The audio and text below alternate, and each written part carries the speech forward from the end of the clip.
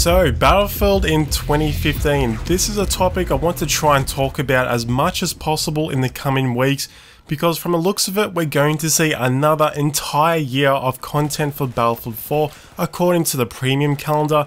Recently at an ESL 1 event, there was a long interview with David Sirland, and he talked about a lot of future aspects of Battlefield 4, and what I decided to do was overview some of the main points so we can get a rough idea what to expect next year.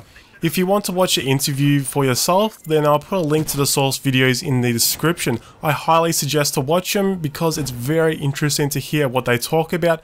And at the start of the interview, David said a lot more stuff is coming to Battlefield 4. Announcement will be made at the end of BATTLEFEST, which is on the 9th next Tuesday. Sounds like next Tuesday is going to be a very important day for us Battlefield 4 players. I'm really curious to see what DICE LA will be announcing, and it's safe to say next year we're going to see a DLC of some kind or other major content. Also, David said they have been playing Battlefield 3 for reasons he can't talk about. I'm guessing they might be looking at some Battlefield 3 maps to make the transition over to Battlefield 4 in the awesome Frostbite 3 engine.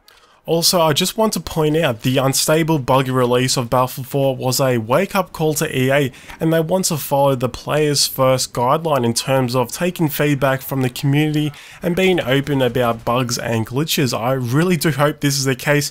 I mean, from all the work we've seen from DICE LA with the CTA client and the fact we have another year of content for Battlefield 4, it looks like the future of the Battlefield franchise will be in a lot better place than it was before. I think this extra year is going to give DICE LA a really good opportunity to polish the game into a state we all deserve. And speaking of CTE, David said the CTE client is coming to consoles. Apparently DICE LA are ready, but they're still waiting on Sony and Microsoft, which honestly doesn't surprise me at all. The whole procedure of verifying content before being released onto the consoles can really slow down the process. So to console players, if you really badly want access to the CTA client, then blame Sony and Microsoft, but eventually the CTA client will be available for you. David didn't give any kind of ETA, but I hope it comes soon, because I know one of the major issues in Battlefield 4 for the consoles is the damn aim assist. And for anyone that really wants a change, then you're in luck, because David said eventually aim assist will be tweaked, though I imagine it won't get any tweaks until there's a proper CTE client for the consoles. So a major part of what DICE LA want to do is remove randomness in the game, like suppression. It sounds like they want to look at the bubble around your soldier. If bullets start to fly inside of this bubble, then you start to feel the suppression effects. We may see a reduction of the bubble size, but at the moment it's too hard to say. They didn't really talk too much about it. Next up is the med bags. Even though they already received a fairly big nerf, there's still an issue of if there's two players in a gunfight, each ducking in and out of cover and trying to shoot each other. If one player manages to reduce the other player's HP down enough to know you only need one more bullet to kill him, then all of a sudden when he comes out of cover you actually needed 2 bullets to kill him because that player on the receiving end was healing. That creates an issue. It sounds like what DICE want to do is make it obvious which enemy players are receiving healing. So you know, oh, it might take more rounds to kill that guy seen as he's being healed. David said one idea they had was making the enemy name start flashing to indicate he's receiving heals or something along those lines. And speaking of the med bags, if you don't know, the big med bags won't heal you until a good 4 seconds or so after the suppression effect has ended from your soldier. This, according to David, is too long. They want to maybe start the 4-second cooldown not when the suppression effect ends, but maybe a couple of seconds before suppression wears off in your soldier. So in other words, the time you should start healing again will be shorter. However, the direction of the med bag changes they do like, because I feel like the game needs to be as balanced as much as possible. So let's talk about the netcode. A major issue that still plagues the game is receiving damage all at once. This is a really big negative, and just when you think it's been fixed, it seems like to start being an issue all over again. I'm not going to talk about my personal experiences with this problem going over CTE and retail BF4. I can talk about that for an entire video, but the issue of the damage collecting and it being sent to a player all at once because the person on the given end has a bad connection, it sounds like DICE LA want to fix this issue altogether somehow. I'm not too sure what they can do because weapons with a high rate of fire are actually shooting bullets quicker than the 30 Hz network update can send data to and from the player's client. So let's talk about weapons. Remember, everything I've said in this video may never happen, but it seems like DICE LA want to slow down the pace of the game even more. It sounds like they may be adding another damage reduction on weapons. For example, David said for the assault class, they're thinking about making some of the long range weapons harder to use, as in increase their recoil but increase their damage.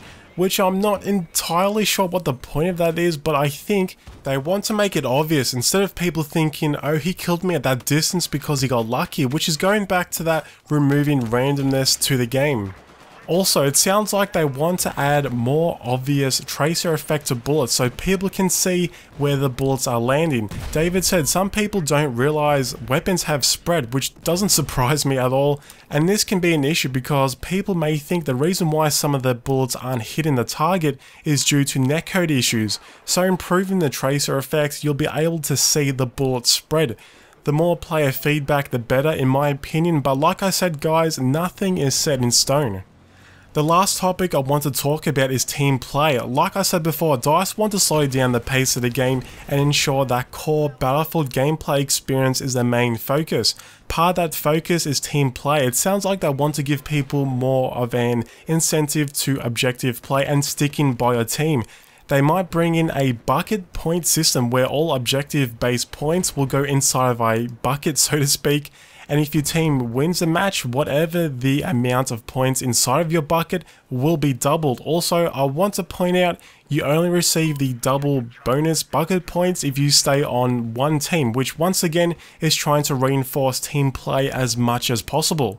So to give an example of the bucket bonus points, let's say you've gained 4,000 points from completing objectives over the course of a match. If your team wins, you'll receive 8,000 points, which I think is a really damn good idea and gives people a huge incentive to play objectively and not team switch to the side that's winning. And to maximize the incentive, it sounds like you'll be able to see the total bonus points you'll gain from your bucket in the scoreboard throughout the game. So you can check to see roughly if your team wins, you'll receive X amount of points, which helps boost incentives for people to keep trying to win the game. I really do like this idea, I hope it goes through, but like I said guys, all of these ideas are subject to change. Also, we need to remember next year we should have a brand new competitive game mode. You'll see a matchmaking button on Battlelog that will put you with people that are roughly the same skill set as you. There's going to be a ladder system, so that means leaderboards and things like that. I love competitive play, and to have a game mode dedicated to this is going to be really awesome. I just hope they still keep the Battlefield feeling to it, which I'm pretty sure is a top priority for David. Anyway guys, that's the end of this video. Make sure to let me know your thoughts about what I said.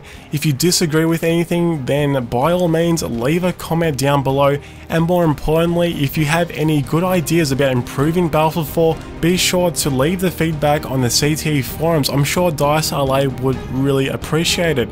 Thanks for watching, and I'll see you in the next video.